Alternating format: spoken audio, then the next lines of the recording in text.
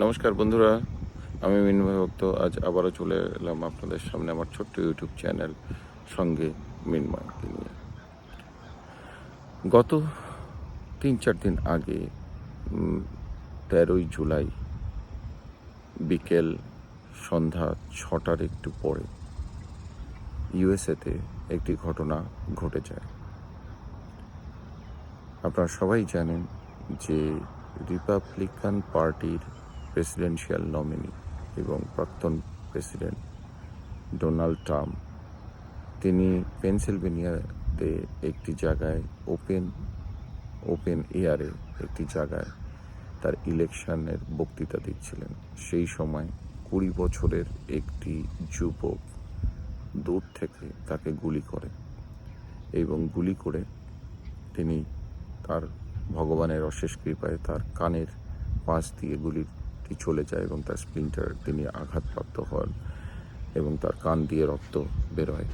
সেই সাথেই তিনি মাটিতে লুটিয়ে পড়েন এবং সিক্রেট সার্ভিসের যারা সদস্য তারা খুব দ্রুততার সহিত সেখানে গিয়ে তাকে রেস্কিউ করে তাকে হসপিটালে নিয়ে যায়, লোকাল হসপিটালে নিয়ে যায় এবং সেখানে তার প্রাথমিক চিকিৎসার পর তিনি যখন সুস্থ বোধ করেন তাকে ছেড়ে ডিসচার্জ করে দেওয়া হয়। দেখুন, ডোনাল্ড ট্রাম্পের ওপর এই যে অ্যাটাক, এটি হেলদি ডেমোক্রেসির জন্য লজ্জা। আমি তো বলবো that was one of the black day in US politics as well as US democracy.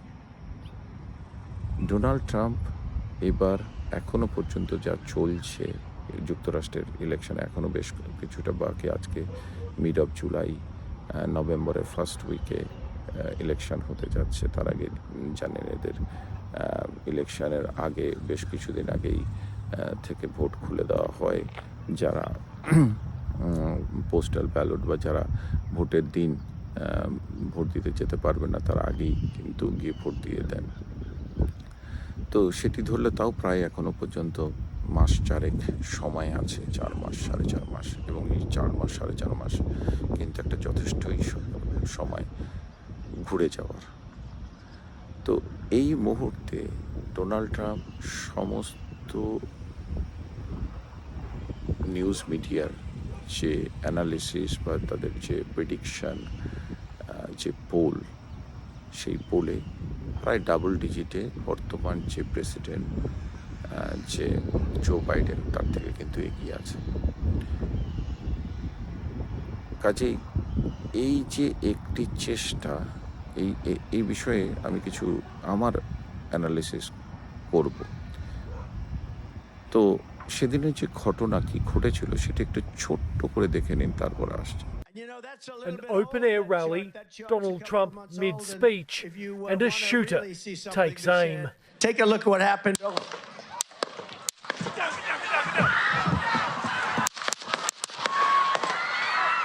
Multiple shots, and the former president drops to the ground as screams ring out from the crowd. Secret Service agents take control. Phone vision shows a police sniper.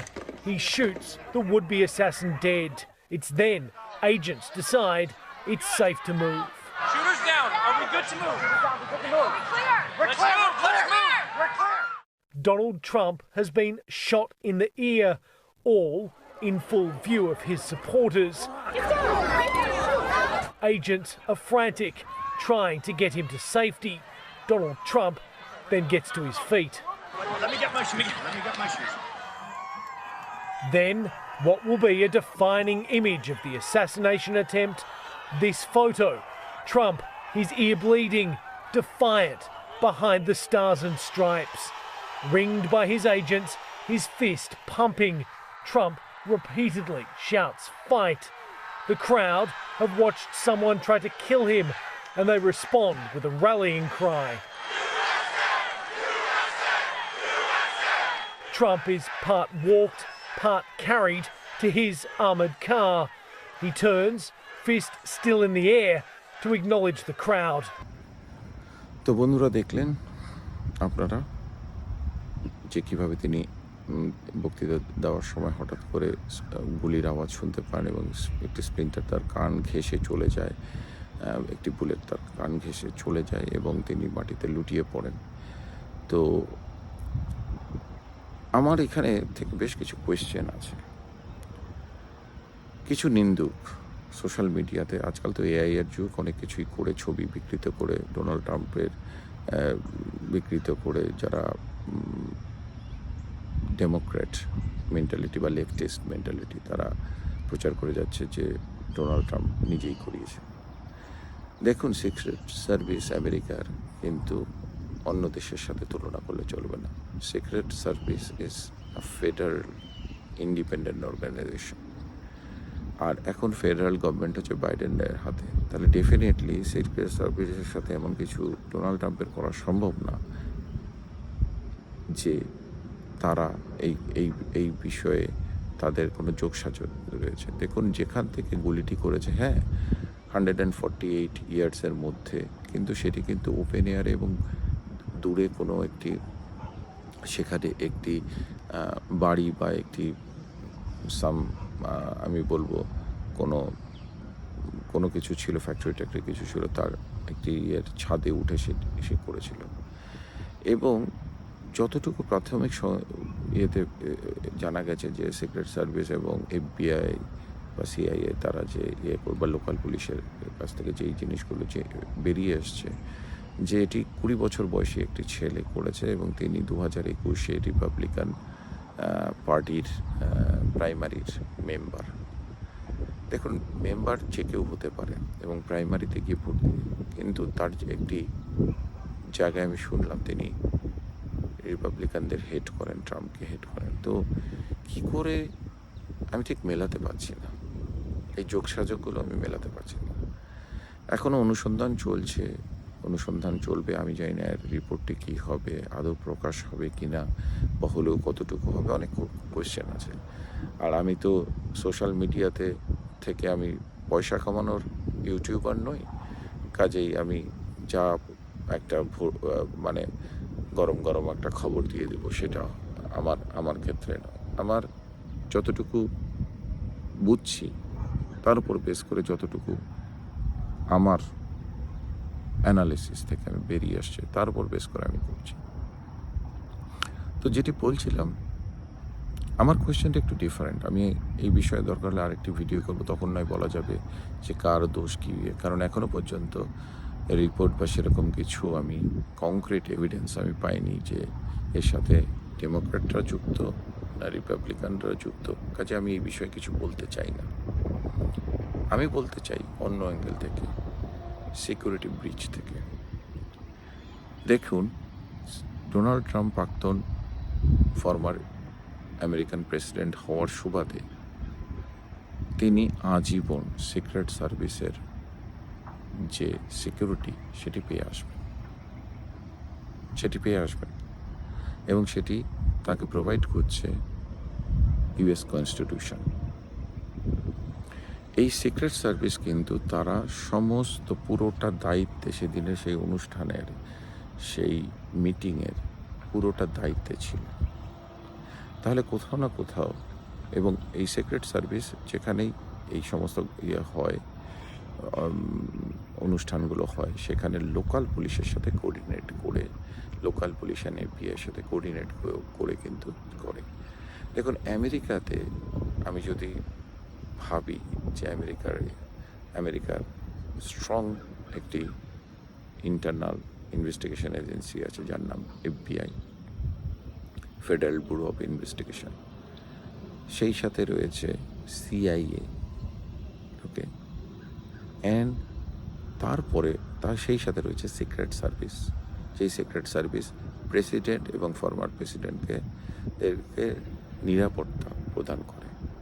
আর তার সাথে রয়েছে very strong and well equip local বা state police. আমি কিন্তু তথ্যহীন ভাষায় বলছি, কতগুলো term use করলাম। প্রচণ্ড skilled, highly skilled and efficient local and state police, যারা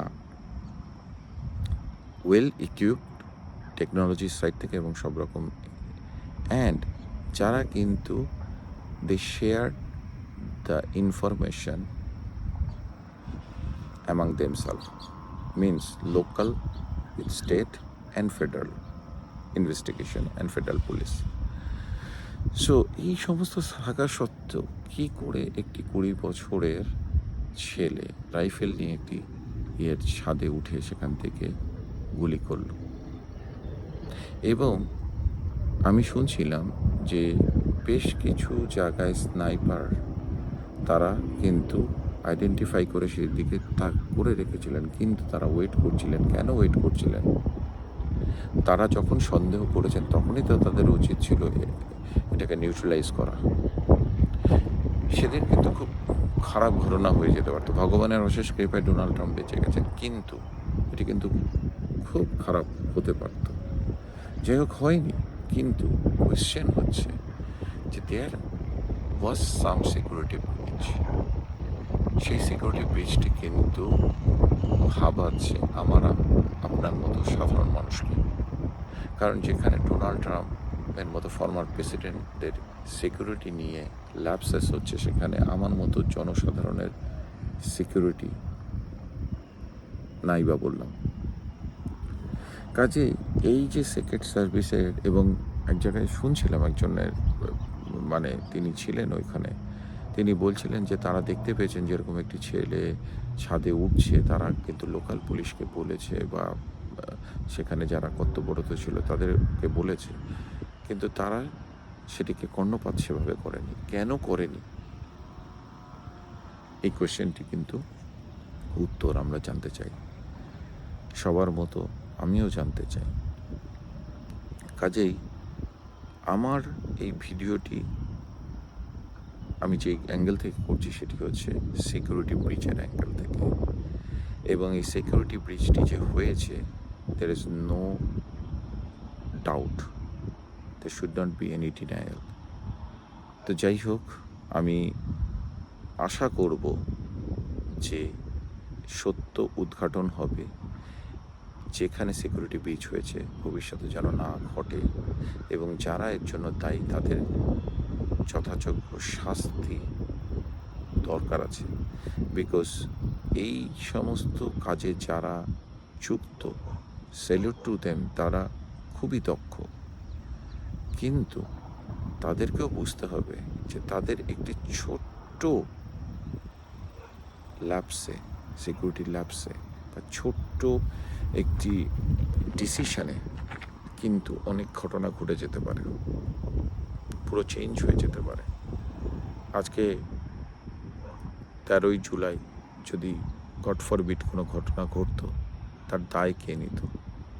এবং আজকের সোশ্যাল মিডিয়ার যুগে সারা বিশ্বে এটি কিন্তু চলেই যেত, অলরেডি চলে এসছে, আরও গভীরভাবে যেত। যে আমেরিকা যে সারা বিশ্বে বিভিন্ন জায়গায় গিয়ে সিকিউরিটি দিচ্ছে, বিভিন্ন দেশকে সিকিউরিটি প্রোভাইড করছে, বিভিন্ন জায়গায় করছে, সে নিজের দেশে ফর্মার প্রেসিডেন্টকে সিকিউরিটি দিতে পারছে না। So this is the high time US politicians should be united and work together, and this is the high time American people should be united. We might have differences on different politics, but for the national integrity, national security, we should be united, and we should be very proud being an American. God bless America. Long live America. আজকের ভিডিওটি একটু অন্যরকম, তো আশা করছি আমার দর্শকদের ভালো লাগবে। যদি ভালো লাগে লাইক শেয়ার করতে ভুলবেন না, সেই সাথে সাবস্ক্রাইব করুন আমার চ্যানেল সঙ্গী মিন্ময়কে। সবাই ভালো থাকুন, সুস্থ থাকুন। জয়, নমস্কার। God bless America. আমেরিকায় সবাই ভালো থাকুক, সুস্থ থাকুক। নমস্কার।